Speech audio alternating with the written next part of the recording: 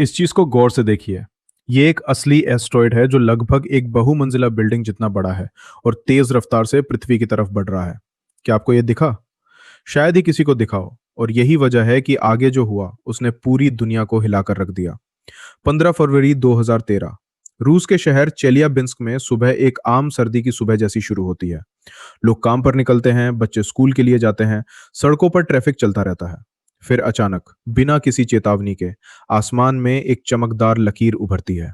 कुछ पलों के लिए दिन का उजाला और भी तेज हो उठता है। कई लोगों ने बाद में कहा कि उन्हें ठंडी हवा में भी एक अजीब सी गर्माहट महसूस हुई। शहर के ऊपर एक स्पेस रॉक लगभग 67,000 किलोमीटर प्रति घंटे की रफ्तार से पृथ्वी के एटमॉस्फेयर में घुसती है। बस चंद सेकंड बाद करीब 23 किलोमीटर की ऊंचाई पर वो जोरदार धमाके के साथ टूट जाती है। लोग खिड़कियों की तरफ भागते हैं, ये समझने के लिए कि आखिर क्या हुआ। फिर उस चमक के काफी देर बाद असली खतरा आता है। लगभग 90 सेकंड बाद एक तेज शॉकवेव पूरे शहर से टकराती है। हजारों खिड़कियां चकनाचूर हो जाती हैं और 1,000 से ज्यादा लोग घायल हो जाते हैं। कुछ ही दिनों में धमाके के छोटे छोटे टुकड़े पूरी दुनिया में फैल जाते हैं। सबसे डरावनी बात, किसी को भनक तक नहीं थी।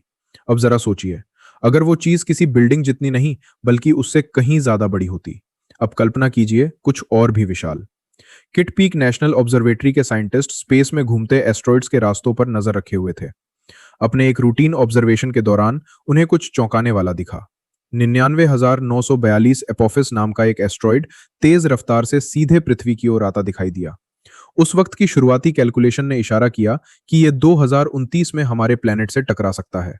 और सबसे डरावनी बात यह थी कि इतनी बड़ी टक्कर से निकलने वाली एनर्जी लगभग 1,000 न्यूक्लियर बमों के एक साथ फटने के बराबर होती।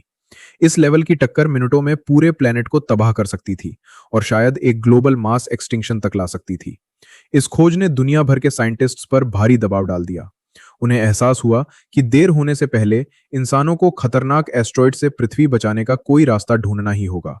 लेकिन घबराइए मत, आज हमारी टेक्नोलॉजी इतनी आगे बढ़ चुकी है कि हम सच में पृथ्वी की तरफ आ रहे किसी एस्ट्रॉइड का रास्ता बदल सकते हैं, और जरूरत पड़े तो उसकी स्पीड भी धीमी कर सकते हैं, इससे पहले कि वो खतरा बने। सुनने में ये किसी साइंस फिक्शन मूवी जैसा लगता है ना? पर यह हकीकत है, और नासा ये पहले ही साबित कर चुका है। नासा के एक मिशन ने इंसानी इतिहास में पहली बार किसी एस्ट्रॉइड की ऑर्बिट को कामयाबी से बदला। यह अचीवमेंट स्पेस एक्सप्लोरेशन के सबसे बड़े मुकामों में से एक है, क्योंकि पहली बार इंसानों ने दिखा दिया कि हम आने वाले वक्त में एस्ट्रॉइड्स की टक्कर से पृथ्वी को बचा सकते हैं। आखिर लाखों साल पहले एक एस्ट्रॉइड की टक्कर ने ही डायनासोरों का खात्मा कर दिया था और हमारे प्लेनेट पर जिंदगी हमेशा के लिए बदल दी थी। आज हम आखिरकार वही टेक्नोलॉजी बना रहे हैं ताकि इतिहास खुद को न दोहराए। तो चलिए जानते हैं नासा ने असल में हासिल क्या किया। ये मिशन इतना बड़ा ब्रेक थ्रू क्यों था और उन्होंने इसे किया कैसे। दरअसल अब तक के हर स्पेस मिशन ने एक अहम सच्चाई उजागर की है। हजारों एस्ट्रॉइड्स लगातार पृथ्वी के आसपास चक्कर काट रहे हैं, और ठीक ठीक कहें तो 2,000 से भी ज्यादा जाने माने खतरनाक एस्ट्रॉइड्स मौजूद हैं। अगर इनमें से एक भी बड़ा एस्ट्रॉइड पृथ्वी से टकरा जाए तो नतीजे कुछ वैसे ही हो सकते हैं जैसे लगभग 6.6 करोड़ साल पहले हमारे प्लेनेट पर हुए चिक्सुलब इम्पैक्ट के थे। वही घटना जिसे डायनासोरों के खात्मे और पृथ्वी पर तकरीबन 75% लाइफ के मिटने की वजह माना जाता है। यही वजह है कि नासा ने बरसों तक इस खतरे से हमारे प्लेनेट को बचाने के तरीके खोजने में लगाए हैं। आखिरकार उन्होंने एक ऐसा मिशन भेजा जिसे प्लैनेटरी डिफेंस एक्सपेरिमेंट के तौर पर तैयार किया गया था। एक ऐसा मिशन जो कभी पृथ्वी को किसी बड़ी तबाही से बचा सकता है। इसका नाम रखा गया डबल एस्ट्रॉयड रीडायरेक्शन टेस्ट, यानी शॉर्ट में डार्ट। डार्ट का मकसद हैरानी की हद तक सीधा था। एक स्पेसक्राफ्ट को किसी एस्ट्रॉयड से टकराना और यह देखना कि क्या उसकी ऑर्बिट और उसकी स्पीड भी बदली जा सकती है। इस आइडिया को सेफ तरीके से टेस्ट करने के लिए नासा ने डिडाइमोस बाइनरी एस्ट्रॉयड सिस्टम को चुना, जो पृथ्वी से लगभग 1 करोड़ 10 लाख किलोमीटर यानी 68 लाख मील दूर है। इस तरह इस एक्सपेरिमेंट से हमारे प्लेनेट को कोई खतरा नहीं था। इसी सिस्टम में नासा ने डिमॉर्फोस नाम के एक छोटे मूनलेट को टारगेट किया, जिसका साइज करीब 160 मीटर यानी 525 फीट है।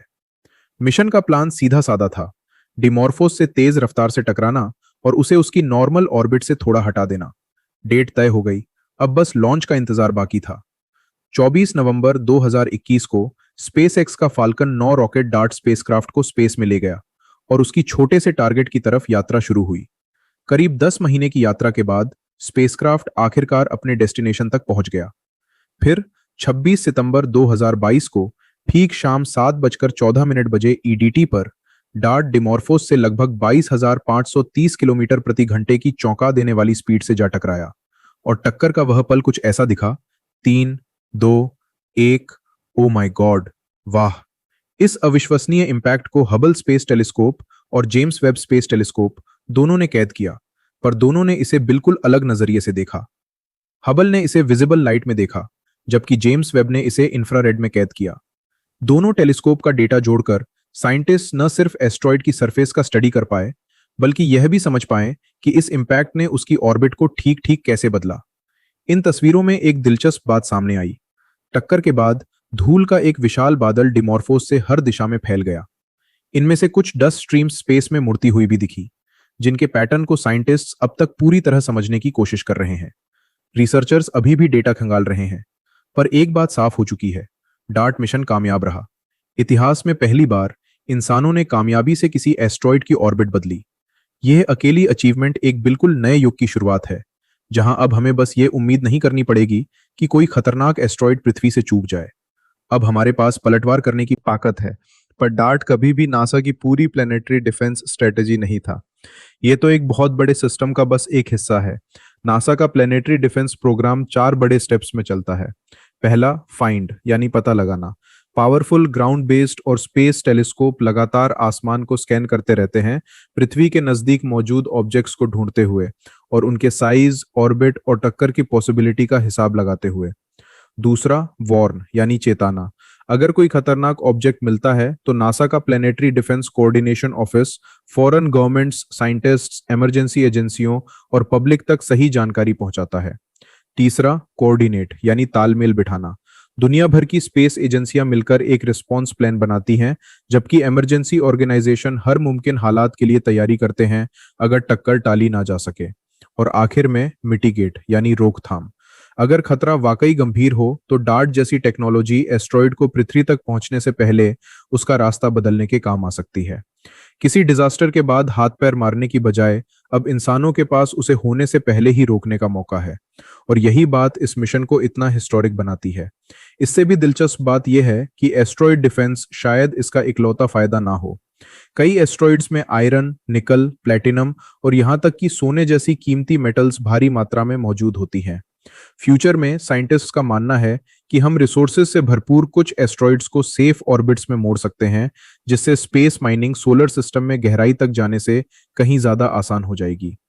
ये टेक्नोलॉजी अभी तैयार नहीं है, पर डार्ट ने एक बेहद अहम बात साबित कर दी। अगर हम किसी एस्ट्रॉइड की ऑर्बिट बदल सकते हैं तो हो सकता है फ्यूचर में हम उन्हें जहां चाहें वहां ले जा सकें।